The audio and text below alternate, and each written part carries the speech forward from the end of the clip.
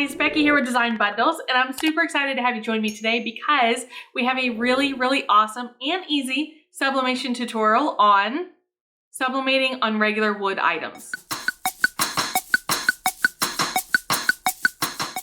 Okay guys, so let's talk about sublimating on wood. Now let me tell you what I have here. This is just a little wood bookmark, okay? My sublimation print. This is blowout paper. I personally use butcher paper.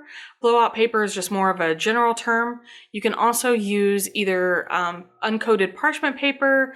You can also use craft paper or copy paper, anything along those lines. It's basically going to be a barrier that's going to catch any excess ink.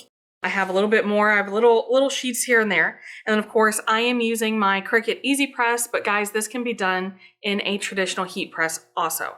I just personally like using my Easy Press and it works really good for videos. This is the star of the show right here. This is a laminating sheet. All right, thermal laminating sheet. These, I believe they just came from Amazon. You can also get them at your local office supply store. And the first thing I'm going to do is I just want to cut off a piece that is going to be large enough to cover my wood blank. Okay, now when I say cut off a piece, I mean one side. Okay, so these are usually two-sided. They're what I'm gonna call like an envelope style, right? Because you usually put your paper inside to run them through the laminator.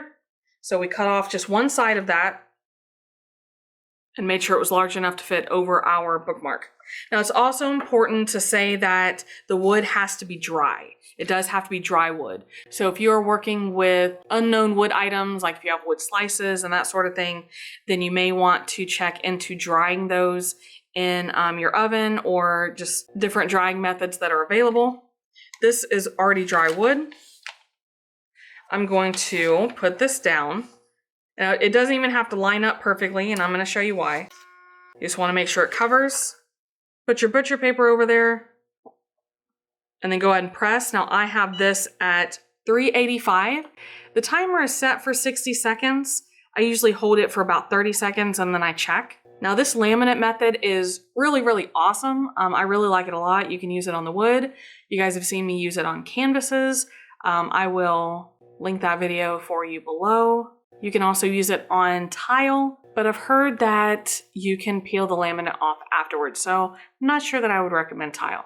But I really love it for wood, and I really love it for canvas. So all you want to do is make sure that it's nice and smooth. I think ours is, and it actually, it fused a little bit to the butcher paper, and that's okay. So just be careful because it will be hot. I mean, obviously you just pressed it at a very high temperature.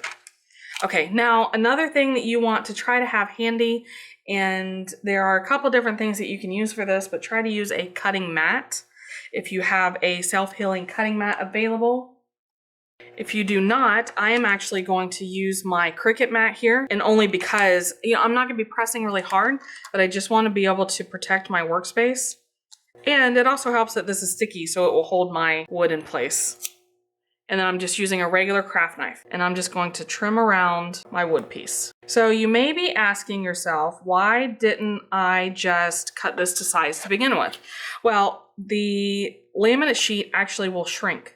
It shrinks when it's heated, but it does not always shrink evenly. So if you cut it ahead of time, you may get some disproportionate shrinking. There we go. And can you guys see the laminate on there? Now, a lot of times too, what I will do if I feel like I didn't get close enough is I will go back, because the laminate, after it's heated, it can actually be a little sharp. So I can trim around, kind of like, I don't know, I don't want to say like you're whittling wood, because I've never actually whittled wood, but you know, kind of go around and trim it even closer if I feel like it's too sharp. And then you can also, this is just like a little cheap sanding block. All right, you can use that to get a little bit of a softer edge. And then if you're using something that has an inside piece that will need to be pierced, I have a different tool for you. And you can actually use this along the outside too if you want to, but this is called a diamond tip reamer, okay? And you can just pierce through, and then I'm gonna use my craft knife to also cut around. I like to pierce the middle first because it just seems to kind of break some of the tension. And then Obviously your sanding block is not going to fit in here, but your diamond tip reamer can sand this down a little bit. As long as you have a smooth finish, you don't really have to worry about the inside of it being sharp because that's not something that you're going to touch anyway. So now we have coated this with the laminate sheet. It is trimmed down and to size. We can take this project to the next level and add our sublimation. So this is my pre-printed sublimation design. You can also do this with infusible ink or the sublimation markers. And all I'm going to do, as a matter of fact, I'm going to hit it with my adhesive spray. If you guys haven't seen me use this before, this is the Krylon repositionable Easy Tack. A little goes a long way. So put it laminate side down onto your pattern, okay, and that will hold it together. That way you don't have any ghosting. So I'm going to put one piece of butcher paper underneath, then I'm going to put my bookmark, and then another piece of butcher paper on top, and I'm going to heat this at the same 385, and we will do 60 seconds. Now, a lot of people ask me about the adhesive spray. It is completely optional. You don't have to have it for this project. And in addition to that, if you have heat tape, you can use that for a substitute also.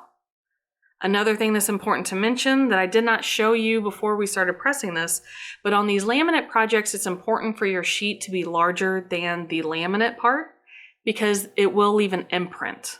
All right, so let's move the butcher paper. And there is our laminate project. Now guys, remember, all right, the wood was brown, it was tan. This is a birch wood.